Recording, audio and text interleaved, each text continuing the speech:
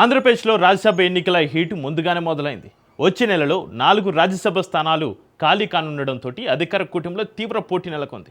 టీడీపీలోనే భారీగా ఆశావాహులు ఉండడంతో ఎవరికి అవకాశం దక్కుతుంది అన్నది ఆసక్తికరంగా మారింది. గత ఎన్నికల్లో పోటీకి అవకాశం దక్కని వారితో పాటు పార్టీలోని సీనియర్ నేతలు కూడా ఆశలు పెట్టుకుంటున్నారట. సామాజిక సమీకరణాలు, మిత్రపక్షాల వాటా, ప్రాంతీయ సమతుల్యత ఆధారంగా అభ్యర్థుల ఎంపిక ఉండనుందని తెలుస్తోంది. నామినేషన్ల ప్రక్రియ, అభ్యర్థుల ఎంపికపైన ఇప్పటికే అధికార కూటమిలో అంతర్గతంగా చర్చ జరుగుతున్నట్లుగా తెలుస్తోంది. ఏపీలో రాజ్యసభ ఎంపీ పదవుల సందడి నెల ముందే మొదలైంది. వచ్చే నెలలో 4 స్థానాలు ఖాళీ అవుతున్నాయి. దీంతో తమ పేరు పరిశీలించాలంటూ వినతులు మొదలయ్యాయి. టీడీపీలో భారీగా ఆశావహులున్నారు. తమ పేరు పరిశీలించాలంటూ ముందుగానే రిక్వెస్టులు వస్తున్నాయని తెలుస్తోంది. మిత్రపక్షాలకు ఎన్ని ఇస్తారు అనే దానిపై టీడీపీ నేతలకు కేటాయింపు ఉంటుందని చెబుతున్నారు.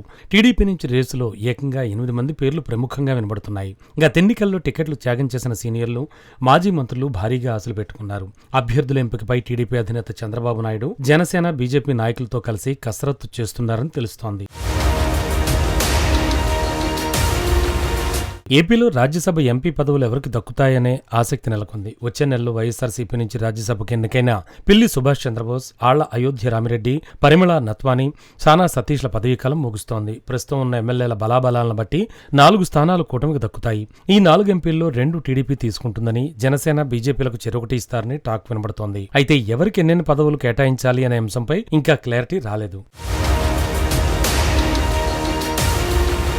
గత ఎన్నికల్లో పోటీకి అవకాశం దక్కని వారితో పాటుగా పార్టీలో సీనియర్ నేతలు ఆశలు పెట్టుకుంటున్నారు. 4 రాజ్యసభ ఎంపీ పదవుల పంపకాలపై క్లారిటీ వచ్చిన తర్వాతే ఏ పార్టీకి ఎన్ని పదవులు కేటాయిస్తారో క్లారిటీ వస్తుందంటున్నారు. టీడీపీ సామాజిక సమీకరణాలతో పాటుగా ప్రాంతాలను కూడా పరిగణనలోకి తీసుకుని రాజ్యసభ అభ్యర్థులను ఎంపిక చేయాలని భావిస్తోంది. కానీ టీడీపీలో ఆశావహులు ముందుగానే ప్రయత్నాలు ప్రారంభించారు. ఈ 4 రాజ్యసభ స్థానాల్లో టీడీపీకి 2, జనసేనకు 1, బీజేపీకి 1 దక్కితే 2 స్థానాల్లో ఒకటి ఎస్సీకి, ఒకటి బీసీకి దక్కే అవకాశాలు ఉన్నాయంటున్నారు. మొత్తానికి రాజ్యసభ ఎన్నికలకు ఇంకా సమయం ఉన్నప్పటికీ అధికార కూటమిలో మాత్రం రాజకీయ కసరత్తు ఇప్పటి నుంచే వేడెక్కింది. చివరికి చంద్రబాబు సామాజిక, రాజకీయ సమీకరణాలను ఎలా బ్యాలెన్స్ చేస్తారన్నదే ఇప్పుడు హాట్ టాపిక్ గా మారింది.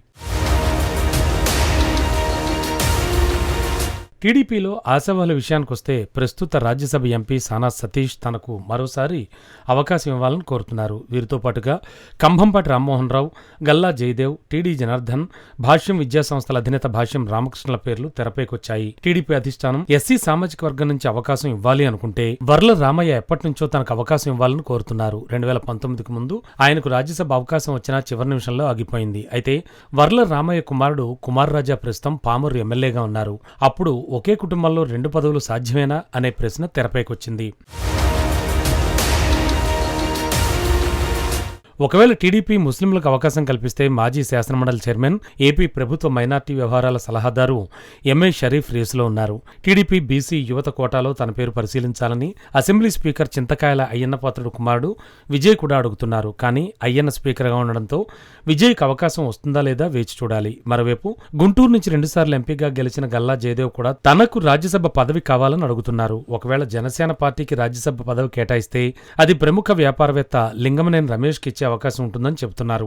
బీజేపీకి పదవిస్తే తమిళనాడు పార్టీ మాజీ అధ్యక్షుడు అన్నామలైకి అవకాశం ఇస్తారనే టాక్ కూడా వినిపించింది.